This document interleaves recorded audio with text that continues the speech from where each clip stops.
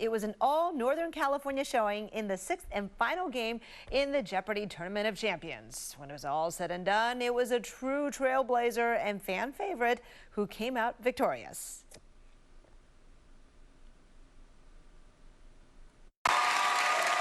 Amy Schneider, that's your third win. You won our $250,000 grand prize. Please welcome back to ABC7, Oakland's very own Tournament of Champions champion, Amy Schneider. Hey, Amy. Hi. So great to see you with that big smile. Are you relieved that you can now tell the world?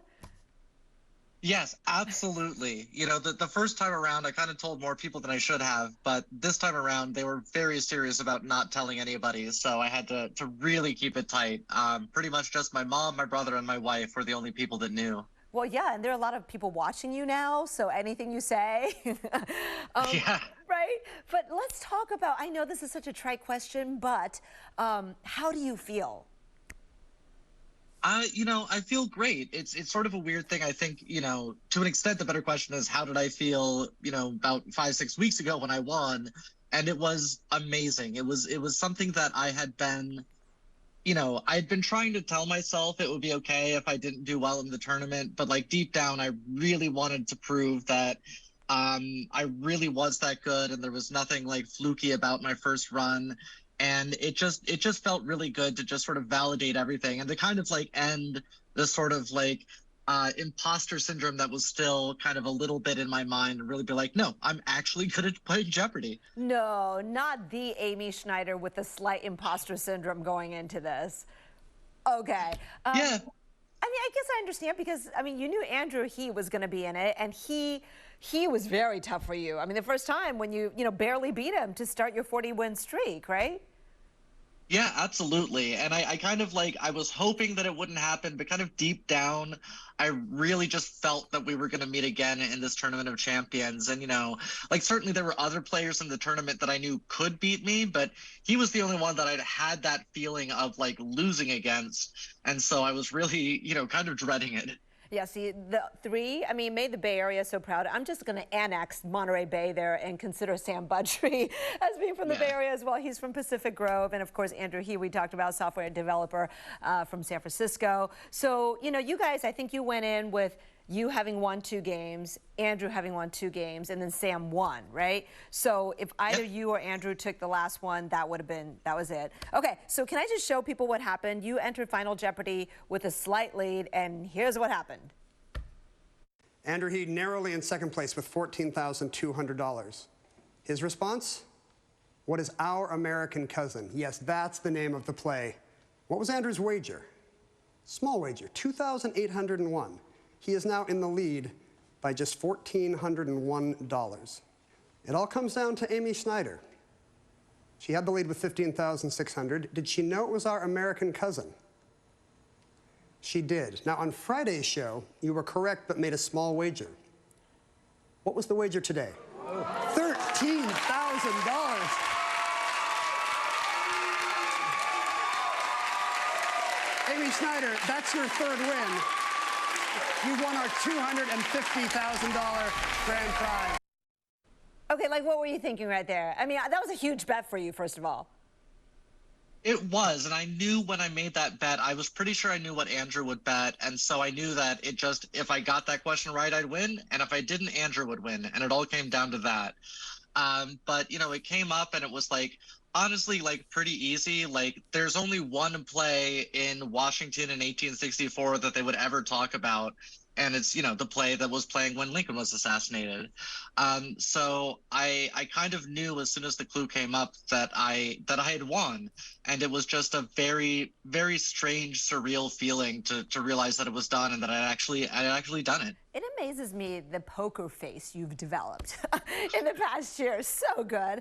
But, you know, it's so funny because I think last night, you know, we were all so eager, but because of Monday Night Football and the 49ers playing, it actually wasn't shown on air until, you know, 3 a.m. So thank goodness you were live tweeting. That was fun.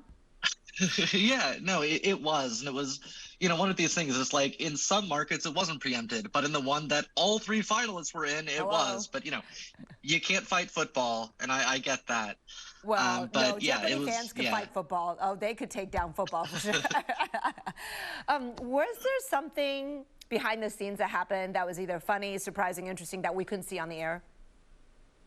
I mean, a lot of things. I think, the main thing I would say is just how much fun we had, how much all of us liked being together. I mean, anybody that's in the Jeopardy Tournament of Champions is likely to be kind of a bit of a similar type of person.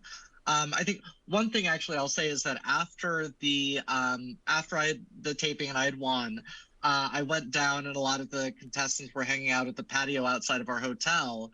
And I walked in and they all burst out into applause, and then they all realized, oh no, that's a sign that Amy won. So for the rest of the evening, anybody that walked by, we all burst into a big round of applause for them, and that was a lot of I fun. love it. It was like the best kind of conspiracy, right, that you guys all pulled on us. Yeah. Look, so much has happened since you became one of the GOATs a year ago with your 40-game streak. You got married to Genevieve. In fact, you tweeted this really sweet picture. She was right there after your win. Aw, that expression says it Yeah. all. I couldn't see your face, but what was your face saying?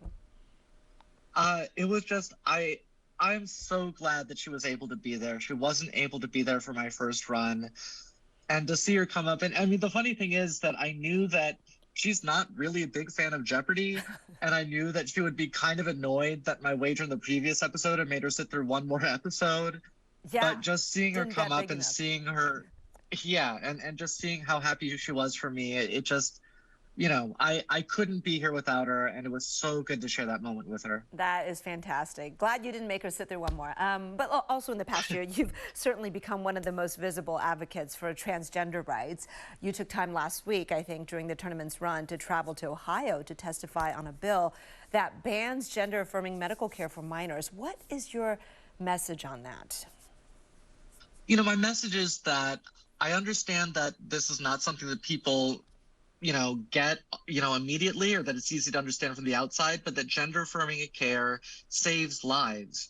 Like, it is really life-saving care. And I just wanted to try to explain from my perspective as a trans person why it is that it is so important for kids and for everyone to have access to that care, because I know that many of the people supporting bills like this truly think they're trying to protect children and to keep children safe. And, they're actually not. They're putting children in danger. And I wanted to try to explain why it was that that's the case. Well, you are in a unique position to reach a lot of people, and people really listen to you. And I know you're going to keep spreading your message and sharing your story. And one way that you're doing that, I understand, what's next for you, has something to do with those sticky notes behind you, right? No, that is true. I am working on writing a book. It turns out that writing a book is a very hard thing to do, but I'm doing my best at it, and it's something that I'm really excited about. And really, the message of the book is why it's so important to learn, why it's so important to be curious about the world, and why it's so important to be open to being wrong. I always say, like, I understand people who are like kind of transphobic or whatever you want to say, because I used to feel the same way. I was raised with the same stereotypes they were. And if you can't accept being wrong, then you'll never grow. And so that's the message I hope to get across in it. We'll see. All right. Well, I'm going to offer up an answer here, and you tell me what the question would be. Who is Amy Schneider?